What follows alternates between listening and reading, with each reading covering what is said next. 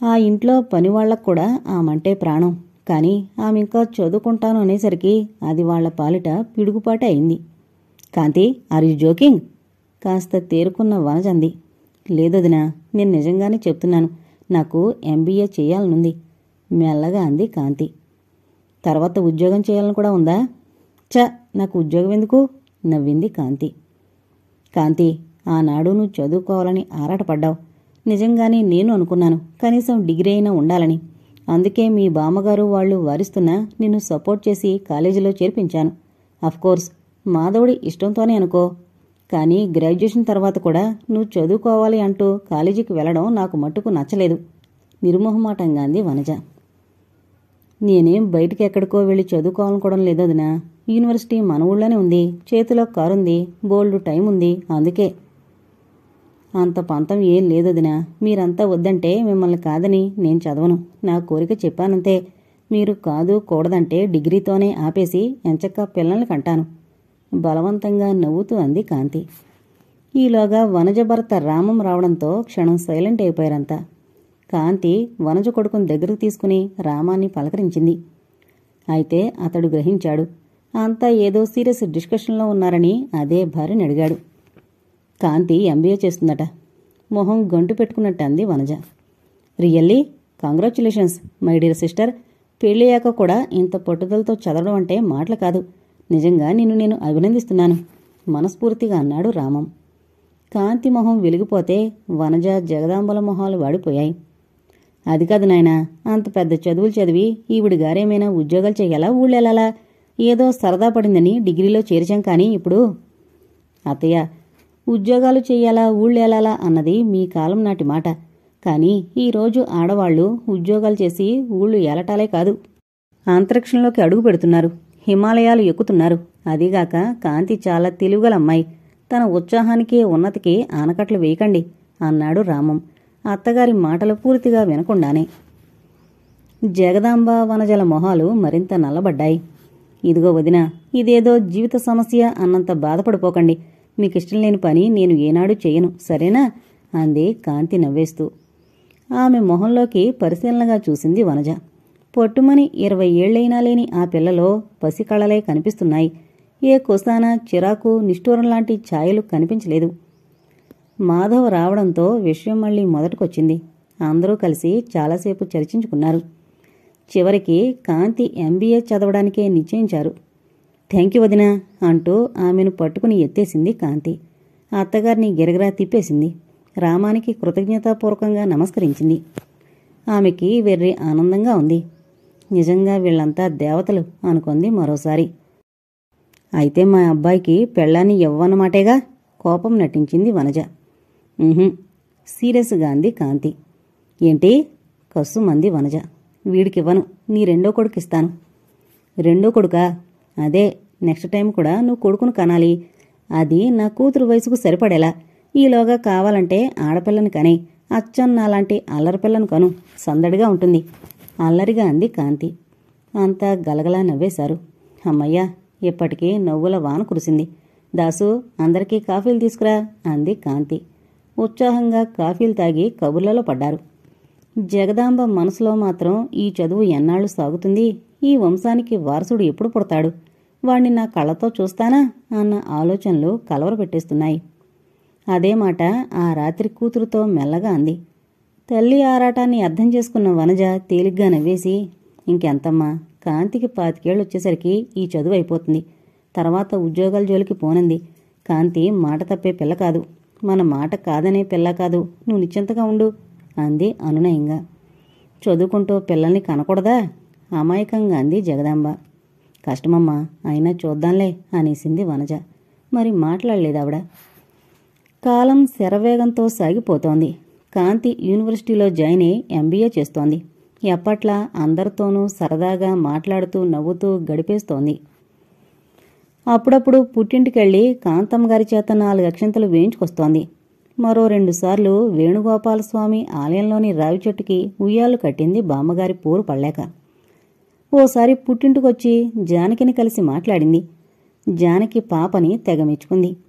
నాని మరణాన్ని ఆ ఇంటివారంతా దాదాపు మరిచిపోయినా ఆమె మాత్రం మరిచిపోలేదు. ఊళ్ళో వాళ్ళకు కూడా అర్థమైపోయింది నాని ఇంక లేడని. అయినా అతని గురించి ఎవరూ మాట్లాడుకోరు. తండ్రి ద్వారా సంక్రమించిన బిజినెస్ని తన చదువు పూర్తయ్యాక బాగా డెవలప్ చేశాడు మాధవ్. ప్రస్తుతం మాధవ్ చాలా ఉచ్చస్థితిలో ఉన్నాడు. ఇప్పుడతను 2 ఫ్యాక్టరీలకి యజమానైనా, ఇంకా బిల్డింగ్ కాంట్రాక్ట్ అని, ఫిలిం డిస్ట్రిబ్యూషన్స్ అని చాలా రకాల బిజినెస్లు చేస్తున్నాడు. మరో లంకంత భవంతి కట్టించి అందులోకి షిఫ్ట్ అయ్యాడు. అలా అని అతనిలో గర్వం, దర్పం లాంటి లక్షణాలేం లేవు. మునుపటి మాధవ్లాగే ఉన్నాడు. కాంతి అదృష్టానికి పొంగిపోయినా ఆమెకి పిల్లలు పుట్టలేదన్న దిగులు మాత్రం కాంతమ్మగారిని మరీ కొంగదీస్తోంది. ఆమె కాదు, సంబంధం లేని వారు సైతం డాక్టర్ని కన్సల్ట్ చేయకూడదు అంటూ ఉచిత సలహాలివ్వడం కూడా ప్రారంభించారు. ఇదంతా మాధవ్కి చాలా బాధగా ఉంది. అదే కాంతితో అంటే, ప్లీజ్ ఇన్నాళ్లాగారు, ఇంకొద్ది రోజులు ఆగండి అంటూ తన వాక్ చాతుర్యంతో అతని నోరు ముయించేది. అసలు కాంతికి వయసొస్తున్నా, పెద్ద చదువులు చదివినా ఆమె స్వభావంలో ఏం మార్పు లేదు. ఆమె పద్ధతికే అలవాటు పడిపోయారంతా. అంతేకాదు, ఆమె క్షణం మౌనంగా ఉంటే భరించలేని స్థితికొచ్చేశారు కూడా. ఆ ఇంటివారిని దేవతలుగా కాంతి ఎలా భావిస్తోందో, కాంతి మా ఇంటి దీపం అనుకుంటారు ఆ ఇంటివాళ్లు. కాంతి లాంటి ఇంటెలిజెంట్ స్టూడెంట్ చాలా అరుదు. ఆ మాట తీరు, సభ్యత, సంస్కారం ఎంతమందికి ఉంటుంది అనుకునేవారు ఆమె లెక్చరర్స్. అలా అందరి మన్ననల్ని అందుకుంటూనే తన విధుల్ని సక్రమంగా నిర్వహిస్తోంది కాంతి. భార్యని తలుచుకుని మురిసిపోతుంటాడు మాధవ్. రాత్రి 10 గంటలు దాటింది. మాధవ్ టేబుల్ ముందు కూర్చుని ఏవో ఫైళ్లు చూసుకుంటున్నాడు. కాంతి స్నానం చేసి చక్కని నైటీ వేసుకుని భర్త గదిలోకి తొంగి చూసింది. అతను దీక్షగా ఫైళ్లు చూసుకుంటున్నాడు. భర్తని కొన్ని క్షణాలు అలాగే చూస్తుండిపోయింది కాంతి. అతని కళ్లల్లో అలసట కనిపిస్తోంది. ఆమెలో ఓ చిలిపి ఊహ తళుక్కుమంది. పిల్లిలా వచ్చి అతని వెనక నిల్చుంది. అయినా అతను గమనించలేదు. ఆమె నిశ్శబ్దంగా వంగి అతని చెంపకి తన చెంప తాకించింది. తుళ్ళుపడి చూసిన అతని పెదవులు చిన్నగా విచ్చుకున్నాయి. ఏంటి, దేవిగారు పడుకోలేదా అన్నాడు సన్నగా నవ్వుతూ. నిద్ర రావడం లేదు. అతని మెడ చుట్టూ చేతులు వేసి గోముగా అంది కాంతి. వచ్చి జోలపాడినా? వచ్చి నిద్రపుచ్చండి. గంట తర్వాత అలసి నిద్రపోయాడు మాధవ్. అతను బాగా నిద్రపోయాడు అనుకున్న తర్వాత తనను అల్లుకుపోయినట్లున్న కాలు, చేతిని మెల్లగా తీసి లేచింది కాంతి. అతనికి బ్లాంకెట్ కప్పింది. ఆపై మెల్లగా తన గదిలోకొచ్చి టేబుల్ ముందు కూర్చుని పుస్తకాలు తీసింది. భార్య స్థానంలోంచి విద్యార్థి స్థానంలోకొచ్చేసింది. నిమిషాలు, గంటలు దొర్లిపోయాయి. అలసిన శరీరం విశ్రాంతి కావాలంది. కళ్ళు నిద్ర కాగనంటున్నాయి. ఎలాగో ఫ్లాస్క్లో పెట్టుకున్న టీ తాగుతూ చాలాసేపు చదువుకుంది. అలా చదువుకుంటూనే టేబుల్ మీద తలవాల్చి నిద్రలోకి జారిపోయింది. హఠాత్తుగా మెలకు వచ్చిన మాధవ్ పక్కన భార్య లేకపోవడంతో బాత్రూం వైపు చూశాడు. అక్కడ లైటు లేకపోవడంతో అక్కడ ఆమె లేదనుకుని మెల్లగా లేచాడు. మేడంతా వెతికాడు. చివరికి టేబుల్ ముందు నిద్రపోతూ కనిపించింది కాంతి. ఫ్యాన్ గాలికి ముంగురులు నుదుటి మీద పడి ఆమె అందాన్ని రెట్టింపు చేశాయి. అలసిన మొహం, మూసిన కనురెప్పలు ముద్దులొలుకుతున్నాయి. మాధవ్ మనసంతా ఆమె మీద మమకారంతో నిండిపోయింది. పాపం కాంతి ఎవరినీ నొప్పించకుండా, ఎవరికీ ఏ లోటు రానీయకుండా తన లక్ష్యాన్ని సాధించుకుంటుంది. ఎవరన్నారు ఈమె అమాయకురాలని అనుకున్నాడు ఆరాధనగా. మెల్లగా ఆమె దగ్గరకొచ్చి తలమీద చేయి వేశాడు. ఆ మాత్రపు స్పర్శకే తుళ్ళిపడి లేచింది కాంతి. భర్తను చూసి కంగారుపడి మీరు పడుకోలేదా అంది. నువ్వు లేందే నిద్రలా పడుతుందండి డియర్, చదివింది చాలు పద అంటూ ఆమెని పొదివి పట్టుకుని తీసుకువెళ్లాడు. ఆమెని అక్కున చేర్చుకుని ముసుగు బిగించాడు. ఓ పసిపాపలా తన ఎదలో ఒదిగి నిద్రపోతున్న ఆమె పట్ల అతని భావం మాటలకందదు. భగవాన్, జన్మ జన్మలకి ఈమెనే నా భార్యగా చెయ్యి అనుకున్నాడు మనస్ఫూర్తిగా. అతని చేతులు ఆమెని మరింత బిగించి పట్టుకున్నాయి. ఆ రోజు లాస్ట్ వర్కింగ్ డే. కాలేజ్ అంతా హడావిడిగా ఉంది. కొందరి మొహాల్లో ఆనందం, కొందరి మొహాల్లో బాధ, మరికొందరి మొహాల్లో పరీక్షల రొంపిలోంచి బయటపడ్డామన్న రిలీఫ్ కనిపిస్తున్నాయి. సాయంత్రం కాంతి, కొందరు విద్యార్థులు ఓ చిన్న పార్టీ చేసుకున్నారు. ఏవన్నా మంచి కబుర్లు చెప్పండర్రా అందరూ డల్గా ఉండడం గమనించిన కాంతి అంది. మంచి కబుర్లు ఏముంటాయి కాంతి, ఇది మనం విడిపోయే రోజు. మనసంతా మోగగా అయిపోయింది బాధగా అంది స్వప్న. కాంతి నవ్వింది. మనసు మూగదే గాని గొంతున్నది దానికి, చెవులుండే మనసుకే ఇనిపిస్తుందా ఇది అంటూ సన్నగా హం చేసింది. ఆమెకేసి అంతా విస్మయంగా చూశారు. కాంతి, నీకు బాధగా లేదు అంది స్వప్న. బాధ ఎందుకు? మనం ఎన్నో ఏళ్లుగా కలిసి చదువుకున్నాం, కబుర్లు చెప్పుకున్నాం, చిన్నపిల్లల్లా అల్లరి చేశాం. ఇంకా ఎవరి దారి వారిదే. ఫ్యూచర్లో మళ్ళీ కలుస్తామో కలవమో కూడా తెలీదు. అలాంటప్పుడు నీకు బాధ లేకపోవడం. స్వప్న గొంతులో బాధతో పాటు దుఃఖం కూడా తొంగి చూసింది. ఈసారి కాంతి పకపక నవ్వేసింది. నువ్వు చెప్పింది కరెక్ట్ స్వప్న, కానీ కాలం ఎంతటి గాయాన్నైనా మానుపుతుంది. అయినా మనం ఎంచక్కా చదువులు ముగించుకుని హ్యాపీగా వెళుతున్నాం. ఇక కలవడం అంటావా? ఫ్రెండ్స్ మీ అంత తేలిగ్గా విడిపోతామా? ఎప్పుడైనా ఎక్కడైనా కలవచ్చు. ఫర్ ఎగ్జాంపుల్, నేను నా 16వ ఏటే అత్తారింటికొచ్చేశాను. అలాని పుట్టినీళ్లు మరిచిపోయానా? అక్కడికి వెళ్ళొస్తున్నాను. ఇక్కడ నా బాధ్యతల్ని మరిచిపోలేదు. అలా కాకుండా ఇన్నేళ్లుగా అమ్మ వాళ్ళ దగ్గరున్నాను. ఇప్పుడెక్కడికో వచ్చాను అనుకుంటూ బాధపడుతున్నానా? కాబట్టి మై డియర్ ఫ్రెండ్స్, మనకున్న ఈ చక్కని సమయాన్ని వేస్ట్ చేయకుండా ఎంచక్కా హ్యాపీగా ఉండండి. గడగడా మాట్లాడేసింది నవ్వుతూనే. నిజంగా నువ్వే చిత్రమైన మనిషివి కాంతి. నీలా ఉండడం చాలా కష్టం అంది స్వప్న. నిజం కాంతిగారు, నేనెంతోమంది ఆడవాళ్ళని చూశాను, మాట్లాడాను, పరిచయాలు పెంచుకున్నాను. కానీ మీలాంటి మనస్తత్వం ఉన్న వ్యక్తి నాకు తారసపడలేదు. అన్ని సమయాల్లోనూ మీలా అంత నిబ్బరంగా నవ్వుతూ ఉండడం అందరికీ సాధ్యం కాదు మనస్ఫూర్తిగా అన్నాడతను. అసలు కాంతిగారు ఎంత చనువుగా ఉన్నా, ఎంత సరదాగా మాట్లాడినా, ఎన్ని జోక్స్ వేసినా ఆవిడ మీద సదాభిప్రాయమే తప్ప వేరే వంకర ఆలోచనలు ఎవరికీ రావు మరొకతను అన్నాడు. ఎస్, మనం లేడీ స్టూడెంట్స్ కేసు చూస్తేనే వాళ్ల పవిత్రత పోయినట్టు, మాట్లాడితే పరువు మంటగలిసినట్టు, జోక్స్ వేస్తే పాతివ్రత్యం అడుగంటినట్టు ఫీల్ అవుతారు. మన కాంతిగారు అందరితోనూ ఆప్యాయంగా సరదాగా మాట్లాడతారు. నిజంగా ఇలాంటి ఫ్రెండ్స్ దూరం అవుతున్నందుకు నాకు బాధ కాదు, ఏడుపే వస్తోంది అన్నాడు ఇంకో అతను. ఇబ్బందిగా చూసింది కాంతి. బాబోయ్, ఇది నా అభినందన సభ కాదు. మనం విడిపోతున్న సమయం, మనం ఏళ్లుగా గడిపిన అమూల్య కాలాన్ని మననం చేసుకునే అపూర్వమైన రోజు. మనం తల్లకిందులుగా తపస్సు చేసినా ఈ రోజు మళ్లీ రాదు. అందుకే అంతా హ్యాపీగా ఉండండి, తీయని కబుర్లు చెప్పండి. అన్నింటికన్నా ఈరోజు మన జీవితకాలం ఓ మధుర స్మృతిలా మిగిలిపోవాలి అంది అనునయంగా, ఒకలాంటి ఉద్వేగం నిండిన గొంతుతో. ఓకే ఓకే అనేశారు మగపిల్లలు. తర్వాత ఎవరేం చెయ్యబోయేది, చెయ్యాలనుకున్నవి చెప్పుకున్నారు. మీరేం చేస్తారు కాంతి? పిహెచ్డీ చేస్తారా? ఒకతను అన్నాడు. అమ్మో, ఇంక చదువు జోలికి పోనుగాక పోను భయంగా అంది కాంతి. మరేం చేస్తావే, వంట అంది స్వప్న నవ్వుతూ. దానికన్నా ముఖ్యమైన పని మరొకటుంది, పిల్లల్ని కండం. ఏంటి ఏంటి చంద్రమండలం మీదకెళ్తాను అన్నంతగా తుళ్ళిపడ్డావు? పెళ్ళయింది, చదువైంది, ఇంకా పిల్లల్ని కనడమేగా మిగిలింది నవ్వుతూ అంది కాంతి. ఇంత చదువు చదివి ఇంత విజ్ఞానాన్ని స్వంతం చేసుకుని పిల్లల్ని కండం కూడా పెద్ద ఇష్యూ చేసి మాట్లాడుతుంటే తమాషా అనిపించిందిలే అంది కాస్త వ్యంగ్యంగా స్వప్న. ఇదిగో, మాతృత్వాన్ని అంత తేలిగ్గా తీసి పడేకు. పిల్లలుంటేనే ఏ ఇల్లైనా కళకళ్లాడేది. ఆహా, అయితే ఓసారి అలా మురికివాడకెళ్ళి చూసిరా. ఒక్కొక్కళ్ళకే 6 డజన్ మంది పిల్లలుంటారు. ఎంచక్క అక్కడంతా కళకళ్లాడిపోతుంటుంది. స్వప్న, నువ్వేది ప్రాక్టికల్గా ఆలోచించవే. ఇవాళ కాకపోతే రేపైనా నువ్వు పెళ్లి చేసుకుంటావు, 4-5 ఏళ్లు హ్యాపీగా తిరుగుతావు. కానీ తర్వాత నీకు పిల్లలు కావాలనిపించదా? నీకు అనిపించకపోయినా మీ వారికి అనిపించదా?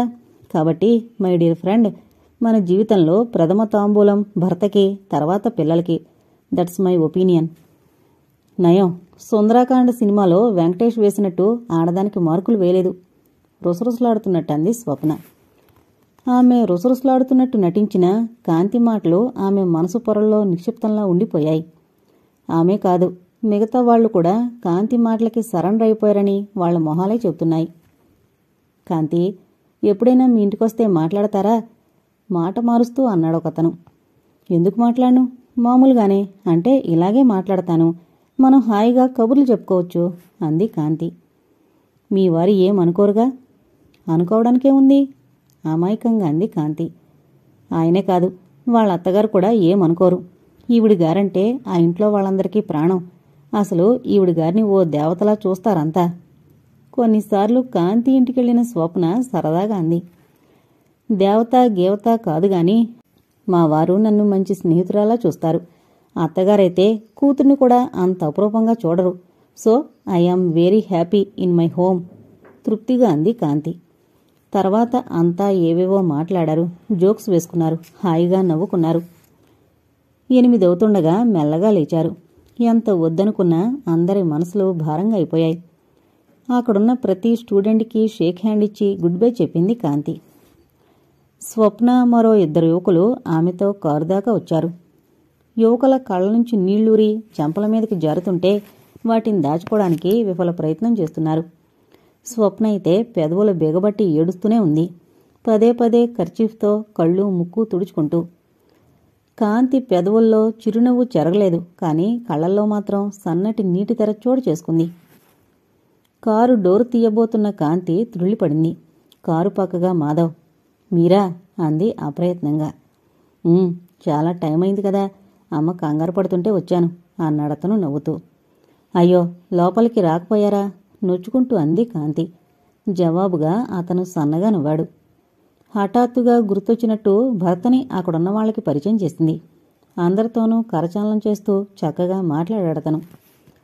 మేడ్ ఫర్ ఈచ్ అదర్ అనుకున్నారు యువకులు. అయితే అంతకు ముందు మాట్లాడినంత చనువుగా కాంతితో మాట్లాడలేకపోయారు. ఇంతకీ ఫంక్షన్ పూర్తయిందా, నేనేం తొందర పెట్టలేదు కదా అన్నాడు మాధవ్. నోనో అయిపోయింది, తను వెళుతుంటే పంపడానికి మేము వచ్చాం అంది స్వప్న. మరోసారి చెప్పి తన కారుని డ్రైవర్ని తీసుకురమ్మని చెప్పి కాంతి కారులో కూర్చున్నాడు Madhav. Good bye my dear friends అంటూ చనువుగా అందరికీ మరోసారి షేక్ హ్యాండ్ ఇచ్చింది కాంతి. మసకబారిన కళ్ళు చూస్తుండగా, ఆత్మీయులు చేతులు గాల్లో ఊపుతుండగా కాంతి కారు కదిలిపోయింది. ఉదయం 6:30 అయింది. మాధవ్ మెల్లగా కళ్ళు తెరిచాడు. అతన్ని పెనవేసుకుని పడుకుంది కాంతి. ఆమె ఇంకా మంచి నిద్రలోనే ఉంది. ఆమెకి నిద్రాభంగం కలగకుండా మెల్లగా లేచి ఆమెకి నిండుగా బ్లాంకెట్ కప్పాడు. ఓసారి కదిలి పసిపిల్లలా ముడుచుకు పడుకుంది కాంతి. ఓసారి వంగి అంటీ అంటనట్టు ఆమె నుదురు చుమ్మించి యువతలకొచ్చి తలుపు దగ్గరగా లాగాడతను. అతను బ్రష్ చేసుకుంటుండగా తల్లి పిలిచింది. మెట్ల మీదుగా కిందికి చూశాడతను. అతని కళ్ళు చిత్రంగా ముడుచుకున్నాయి. హాల్లో ఒకరిద్దరు అపరిచిత వ్యక్తులు కూర్చున్నారు. మరోసారి పిలిచింది జగదాంబ.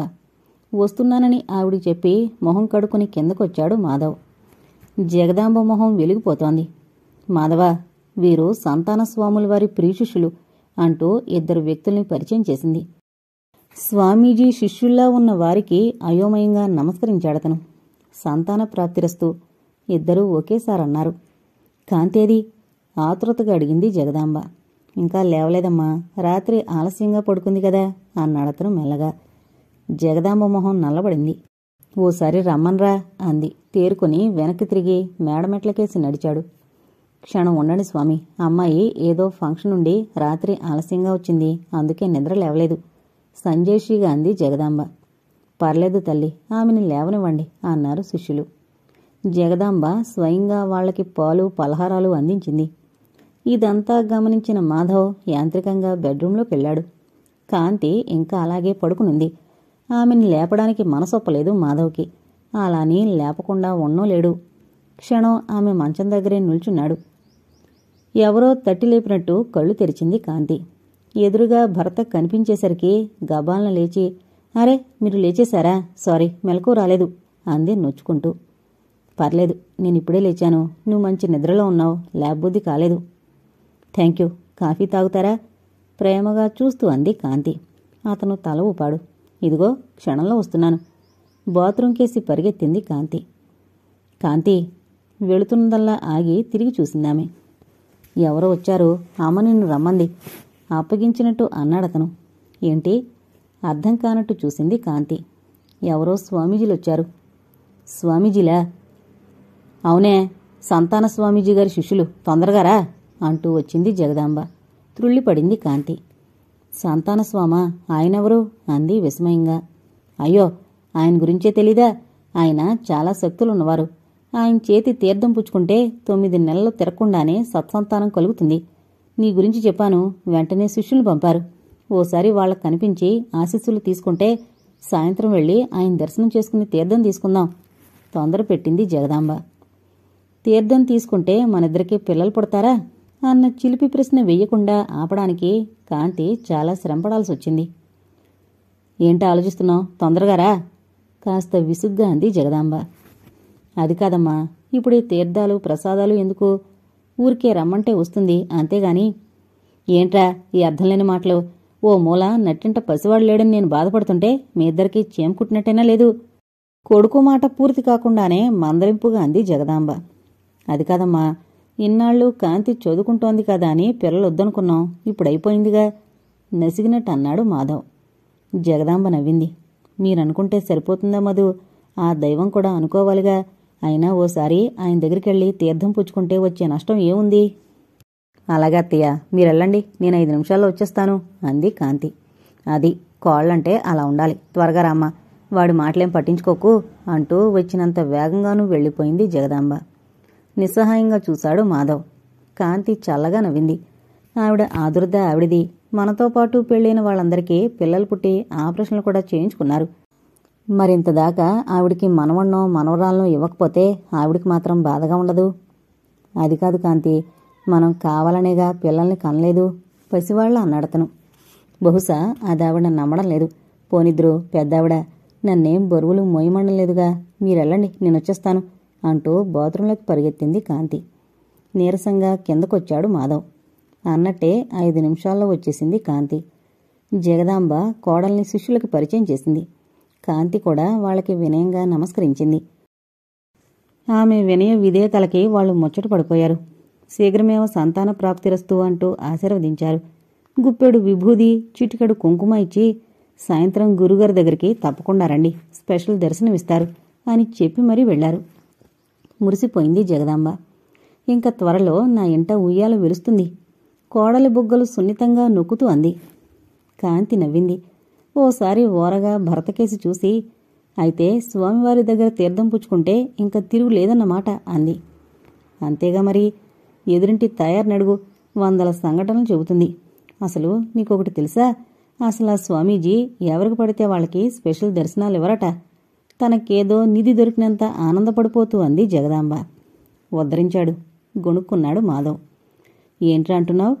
అనుమానంగా చూసింది తల్లి. ఏం లేదులే సర్దుకున్నాడతను.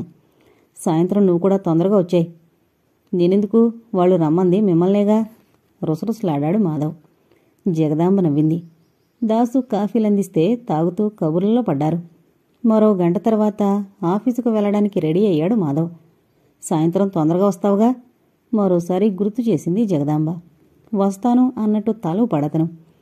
భర్తతో పాటు బయటకొచ్చిన కాంతి, రేపెలాగో మనకి పిల్లలు పుడతారు, ఇదంతా ఆ స్వామీజీ తీర్థ మహిమే అని అత్తయ్య మిగతా వాళ్ళు అనుకుంటారు కదూ అంది అతని చెవిలో గుసగుసగా. అతను నవ్వేశాడు. ఏయ్, ఎందుకా నవ్వు? బొంగుమూతి పెట్టింది కాంతి. రేపే మనకి పిల్లలు పుట్టేస్తారని నువ్వంటుంటే ఇందులో నవ్వడానికేముంది? ఆహా, అది కాదు, మనకి ఖచ్చితంగా అదే వెంటనే పుడతారంటావా అల్లరిగా అన్నాడతను. నీ మీద మీకు నమ్మకం లేదేమో గాని నాకు మాత్రం బోల్డ్ నమ్మకం ఉంది.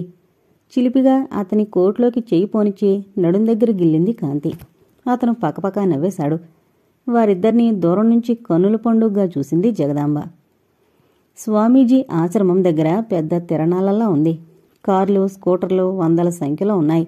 జనాలు తోసుకుంటున్నారు. కార్యకర్తలు, సెక్యూరిటీ వాళ్లు జనాన్ని అదుపులో ఉంచడానికి విఫల ప్రయత్నాలు చేస్తున్నారు. ఆ పరిసరాల్ని, ఆ జనాన్ని చూసి హడలిపోయింది కాంతి. బాబోయ్, వీళ్లంతా స్వామీజీని చూడ్డానికొచ్చిన వాళ్లే అంది గుండెల మీద చెయ్యుంచుకుంటూ. మరి స్వామీజీ అంటే సామాన్యులు అనుకున్నావా? ఆయనేదంటే అది జరిగి తీరుతుంది అంది జగదాంబ భక్తిగా దండం పెట్టుకుంటూ. అంత జనంలో వాళ్ళనెలా గుర్తుపట్టాడో ఓ వ్యక్తొచ్చి, మీరలా స్వామీజీ విజిటర్స్ రూంలో కూర్చోండి అన్నాడు వినయంగా. కారు పార్క్ చేసి అతనితో పాటు ఓ పెద్ద హాల్లోకెళ్లారు జగదాంబ, కాంతి, మాధవ్. కూర్చోండి, స్వామీజీ కబురు రాగానే తీసుకువెళతాను అని వెళ్ళిపోయాడా వ్యక్తి. చాలామంది వారికి జరిగిన స్పెషల్ ట్రీట్మెంట్ చూసి చెవులు కొరుక్కున్నారు. కాంతి ఓసారి హాలంతా పరికించి చూసింది. అక్కడ చాలామందే ఉన్నారు. ఆడామగ అంతా లక్ష్మీప్రసన్నులే. మాధవికి మాత్రం ఆ వాతావరణం ఏమాత్రం నచ్చలేదు. కేవలం తల్లి మాట కాదనలేకొచ్చాడు. నిజానికి కాంతికి ఈ స్వామీజీలన్నా అమ్మలన్నా అంత సదభిప్రాయం లేదు. కాని ఆమె ఏదీ అంత తొందరగా బయటికి చెప్పదు. అందుకే మౌనంగా కూర్చుంది. జగదాంబ మాత్రం పక్కవాళ్లతో మాటలు కలిపింది. అరగంట అతి భారంగా గడిచింది. ఈ అరగంటలో స్వామీజీ మహిమలు కథలు కథలుగా చెప్పుకున్నారు అక్కడ భక్తకోటి. మరో పావుగంట తర్వాత మాధవ్కి పిలుపొచ్చింది స్వామీజీ నుంచి. ముగ్గురూ లేచారు. వాళ్లతో పాటు వాళ్ళని తీసుకువెళ్లడానికి వచ్చిన వ్యక్తి కదిలాడు. ఎక్కడ చూసినా జనం. అంతా గోలగోలగా ఉంది. కొంత దూరం తీసుకెళ్లి ఓ ద్వారం దగ్గర ఆగాడు. కాంతి వాళ్ళని తీసుకెళ్లిన వ్యక్తి. తలుపు దగ్గరగా వేసుంది. లోపలికెళ్లి అనుమతి తీసుకుని జగదాంబ వాళ్ళని తీసుకువెళ్లాడు. అది చాలా పెద్ద హాలు. జనం బోరులు తీరి కూర్చున్నారు. మధ్యలో సింహాసనం లాంటి ఆసనం మీద ఆసీనుడే ఉన్నారు స్వామీజీ. ఆయనకి సుమారు 30-35 ఏళ్లుండొచ్చు. తెల్లగా దృఢంగా హుందాగా ఉన్నారు. ఆయన కట్టుకున్న ఖరీదైన పట్టుబట్టలు లైట్ల కాంతిలో దగదగా మెరిసిపోతున్నాయి. చుట్టూ 25 ఏళ్లలోపు అందమైన ఆడపిల్లలు కూర్చుని ఆయనకి సపర్యలు చేస్తున్నారు. భక్తులిచ్చే కానుకలు డబ్బు భద్రపరుస్తున్నారు. అంత దూరం నుంచే మాధవ్ వాళ్ళని చూసి కూర్చోమన్నట్టు సైగ చేశారు స్వామీజీ. ముగ్గురూ ఓసారి నమస్కరించి కూర్చున్నారు.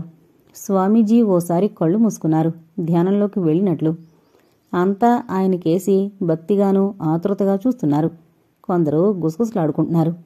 స్వామీజీ అంత బావున్నారు, అచ్చం ఆ భగవంతుళ్ళా లేరు తన్మయంగా అంది జగదాంబ. అవును, గోపికల మధ్యన గోపాలకృష్ణుల్లా ఉన్నారు అంది కాంతి అమాయకతని నటిస్తూ. ఛ, అదేం ఉపమానం విసుక్కుంది జగదాంబ. అదే, కృష్ణుడు కూడా దేవుడే కదా. ఇక్కడ పిచ్చి పిచ్చి అనుమానాలను పెట్టుకోకుండా భక్తితో సేవించండి మందలింపుగా అంది జగదాంబ. కాంతి బుద్ధిగా తలూపి చేతులు జోడించి కళ్ళు మూసుకుంది. పక్కన వాళ్లు ఎంత గుసగుసగా మాట్లాడుకుంటున్నా వాళ్ల మాటలు కాంతి వాళ్ళకి వినిపిస్తూనే ఉన్నాయి. తీర్థం పుచ్చుకుంటే నిజంగానే పిల్లలు పుడతారంటావా? ఓ యువతి మెల్లగా అంది. ఎందుకు పుట్టరు? పుట్టకపోతే ఇంతమంది పెద్దవాళ్లు చదువుకున్నవాళ్లు వస్తారా? మరొక ఆమంది. కాని ఆ మధ్య శంకరంగారి కోడలికి తీర్థమిస్తే పిల్లలు పుట్టలేదటగా. ఉష్, అదిగో, అనుమానం ఉంటే దేవుడు కూడా ఏం చేయలేడు అన్నట్టు 5,000 తెచ్చావా? గొంతు మరింత తగ్గించింది మొదటామె. 5,000ఏంటి? తీర్థం ఖరీదు 3,000గా కంగారుగా అంది రెండో ఆమె. అది కాలి తీర్థం అంటే కాళ్లు కడిగిన తీర్థమన్నమాట. అయితే ఆ తీర్థం పుచ్చుకుంటే సంతానం కలగదా? కలుగుతుంది, కాని సామాన్యులు పుడతారు. అదే చేతి తీర్థం పుచ్చుకుంటే మహర్జాతకులు పుడతారు. 2 తీర్థాలు పుచ్చుకుంటే సామాన్యమైనంత అమాయకంగా అంది కాంతి. త్రుళ్ళిపడి చూశారు మాట్లాడుకుంటున్న వాళ్ళిద్దరూ. కాంతి, వాళ్ల సంభాషణంతా విన్న జగదాంబ మందలింపుగా కోళ్లకేసి చూసింది. సారీ అనేసి మళ్లీ కళ్ళు మూసుకుంది కాంతి. మాధవికి నవ్వొచ్చింది. ఏంటి జనాల మూర్ఖత్వం? ఓ మానవ మాతృడి దగ్గర ఇన్ని శక్తులుంటే ఈ దేశం, ఈ ప్రపంచం ఇలా ఎందుకుంటుంది? అసలు మనం ముందుకు వెళుతున్నామా వెనక్కి వెళుతున్నామా అన్న అనుమానాలు అతన్ని ఉకిరిబికిరి చేసేస్తున్నాయి. ఈసారి తల్లి బలవంతం పెట్టినా ఇలాంటి చోటికి రాకూడదని గట్టిగా నిర్ణయించుకున్నాడు కూడా. అసహనంగా ఓ గంట గడిపారు. ఈ గంటలో దాదాపు అందర్నీ పంపేశారు స్వామీజీ. కొడుకు మొహంలోని విసుగును గమనిస్తూనే ఉంది జగదాంబ. ఆమెకి కాస్త విసుగ్గానే ఉంది అంతసేపు పడిగాపులు పడి ఉండడం. కాని తప్పదు. సంతాన స్వాములు వారిచ్చిన తీర్థం పుచ్చుకుంటే తప్ప తనకి మనవడో మనవరాలో పుట్టరని నమ్మకం ఆమెకి గట్టిగా ఏర్పడిపోయింది. దాదాపు 10 గంటలవుతుండగా జగదాంబని పిలిచారు స్వామీజీ. అప్పటికి శిష్యులు కార్యకర్తలు తప్ప లోపల ఇంకెవరూ లేరు. చెప్పు తల్లి, నీ సమస్య ఏమిటి? అర్ధనిమిలిత నేత్రాలతో కరుణ ఉట్టిపడేలా చూస్తున్నారు స్వామీజీ. జగదాంబ వినయంగా నమస్కరించి కొడుకుని కోడల్ని ఆయనకి పరిచయం చేసింది. స్వామీజీ వాళ్ళిద్దరికేసి పరిశీలనగా చూశారు. ఆయన కళ్ళు వింతగా ముడుచుకున్నాయి. నీ పేరేమిటి తల్లి అన్నాడు కాంతికేసి చూస్తూ. కాంతి చెప్పింది. నీకు సంతానం కావాలి కదూ? నాకు అదే స్వామి, పెళ్ళై 7 ఏళ్లు గడిచిపోయినా ఒక్క నలుసైనా కలగలేదు. అందుకే మీ దగ్గరకొచ్చాం. కోడలి మాట పూర్తి కాకుండానే అంది జగదాంబ. అవునా తల్లి అన్నారు స్వామీజీ కాంతితో. అందామే క్లుప్తంగా. నీకు దోషం ఉందమ్మా కంగుమంది ఆయన గొంతు. త్రుళ్ళిపడింది జగదాంబ. కళ్ళు చిట్లించి చూశాడు మాధవ్. ఏంటి స్వామి మీరనేది? హడలిపోతూ అంది జగదాంబ. అవునమ్మా, నీ కోడలికి సర్పదోషం ఉంది. అందుకే ఇన్నాళ్ళు సంతానం కలగలేదు. దీనికి నివారణ చెప్పండి స్వామి, దీనంగా అంది జగదాంబ. అప్పటికే ఆమె మొహం 10 లంకణాలు చేసినట్టు వాడిపోయింది.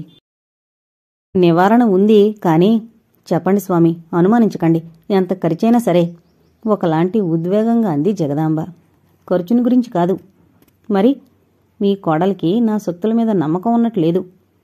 ఎంత మాట. కాంతికి కూడా స్వామీజీలంటే చాలా నమ్మకం. మీ గురించి విన్నాక తానే గొడవ చేసింది తీసుకెళ్లమని. అందుకు సందేహించకండి, నమ్మకంగా అంది జగదాంబ. అవునా అన్నట్టు చూశారు స్వామీజీ కాంతికేసి. ఆమె తలదించుకుంది. మాధవ్ మౌనంగా ఉండిపోయాడు. అతనికి ముళ్ల మీదున్నట్టుంది. అంతేకాదు, తల్లి మూర్ఖత్వానికి కోపం కూడా వచ్చింది. సరే, ఈ రోజు రాత్రి 12 నుంచి 3 దాకా మీ కోడలు నిష్టగా సర్పయాగం చెయ్యాలి. దానికి మీరంగీకరిస్తే త్వరలో ఆమె సంతానవతవుతుంది.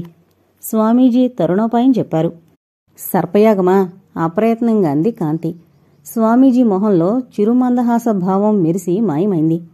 కంగారు పడకు, సర్పయాగం అంటే నిజంగా పాములతో ఏం కాదు, మంత్రోచ్చారణతో. కాని నిష్టగా చెయ్యాలి ఏం చేసినా. అలాగే స్వామి, తప్పకుండా చేస్తుంది. కాంతి తరపున తనే చెప్పేసింది జగదాంబ. అమ్మా, దీని గురించి ఆలోచించి రేపు చెప్దాం, ఇంటికి పద. కోపాన్ని మనసులో తొక్కిపెడుతూ శాంతంగానే అన్నాడు మాధవ్. అవునత్తయ్య, ఈ సంతానస్వామి గురించి కొన్ని విషయాలున్నాయి, నేను చెప్తాను. అప్పుడు కూడా మీరు సర్పయాగం చెయ్యాలంటే తప్పకుండా చేస్తాను అంది కాంతి. జగదాంబ స్వామీజీకే చూసింది. అప్పటికే ఆయన మొహంలో ఆగ్రహపు ఛాయలు చోటు చేసుకున్నాయి. బుద్ధి కర్మానుసారిని అన్నారు. మీ రాతి ఎలా ఉంటే అలా జరుగుతుంది, వెళ్ళండి అన్నారు ఆగ్రహాన్ని తొక్కిపెడుతూ. అతనేదో శపిస్తున్నట్టు అనిపించింది జగదాంబకి. రేపొస్తాం స్వామి అంది కాంతి లేస్తూ. అవసరం లేదు, కఠినంగా అన్నారు స్వామీజీ. త్రుళ్ళిపడ్డారంతా. అదేమిటి స్వామి? కంగారుగా అంది జగదాంబ. చెప్పానుగా, అదృష్టం అన్ని సమయాల్లోనూ రాదు. తలుపు తట్టినప్పుడే మనం దాన్ని అందుకోవాలి. మీ మీద దయతో నేను సలహా చెప్పాను, కాదన్నారు. అది మీ కర్మ. వేదాంతం ఆవేశం కలిపిన స్వరంతో అన్నారు స్వామీజీ. నిస్సహాయంగా చూసింది జగదాంబ. అత్తగారిని స్వామీజీని మార్చి చూసింది కాంతి. ఓ క్షణంపాటు ఏదో ఆలోచించి ఓ నిర్ణయానికొచ్చింది. స్వామి, సర్పయాగం చేస్తే నాకు తప్పకుండా సంతానం కలుగుతుందా అంది వినయంగా. ఖచ్చితంగా కలుగుతుంది, నమ్మకంగా అన్నారు స్వామీజీ. అయితే నేను చేస్తాను. కాంతి, కంగారుగా అన్నాడు మాధవ్. మీరేం కంగారు పడకండి. ఎన్ని రాత్రులు నేను చదువుకుంటూ గడపలేదు. అలాగే ఇవాళ కాసేపు మెలకువగా ఉంటాను. తెల్లవారేసరికి 12 బిడ్డకి తల్లనవుతాను తన్మయత్వంతో అంది కాంతి.